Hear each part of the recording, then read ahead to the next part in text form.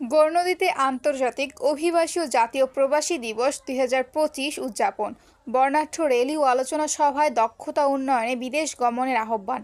দক্ষতা নিয়ে যাব বিদেশ, রেমিটেন্স দিয়ে গড়ব স্বদেশ, এই প্রতিপাদ্যকে সামনে রেখে বরিশালের গৌরনদী উপজেলায় যথাযোগ্য মর্যাদা উৎসবমুখর পরিবেশে আন্তর্জাতিক অভিবাসী দিবস ও জাতীয় প্রবাসী দিবস ২০২৫ উদযাপন করা হয়েছে। দিবসটি উপলক্ষে বৃহস্পতিবার ১৮ ডিসেম্বর সকাল ১০টায় গৌরনদী কারিগরি প্রশিক্ষণ কেন্দ্র ও গৌরনদী উপজেলা প্রশাসনের যৌথ আয়োজনে এক বর্ণাঢ্য র্যালি ও আলোচনা সভার আয়োজন করা হয়।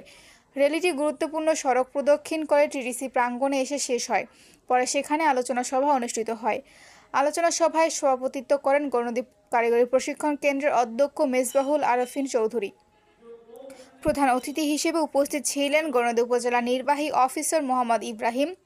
বিশেষ অতিথি হিসেবে উপস্থিত থেকে বক্তব্য রাখেন ইসলামী ব্যাংক গৌরনদী শাখার ব্যবস্থাপক মোহাম্মদ আব্দুল আজিজ, জেলা উত্তর যুবদলের যুগ্ম আহ্বায়ক এম.এ. গফুর, গৌরনদী উপজেলা শ্রমিক দলের সভাপতি মোহাম্মদ সরওয়ার মোল্লা, প্রশিক্ষা বা এনজিও গৌরনদী উপজেলা শাখার ব্যবস্থাপক মোহাম্মদ মোস্তাক আহমেদ এবং ডাচ বাংলা ব্যাংকের প্রতিনিধি নাদিয়া আক্তার মিম।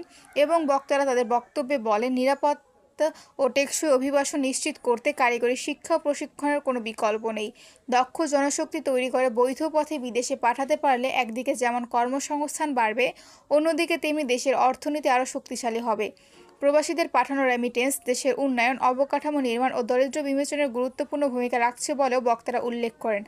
অনুষ্ঠানে আরও উপস্থিত ছিলেন টিটিসির প্রশিক্ষণ শিক্ষক মোহাম্মদ তৈয়বুর রহমান, আবদুল্লাহ আল মামুন, আলোক বিশ্বাস, রিপন বিশ্বাস, আশরাফ মাহমুদ, মুজাহিদ হোসেন, সরওয়ার সর্দার ও জুয়েল রানা সহ টিটিসির প্রশিক্ষণার্থী এবং বিভিন্ন শ্রেণী পেশার মানুষ।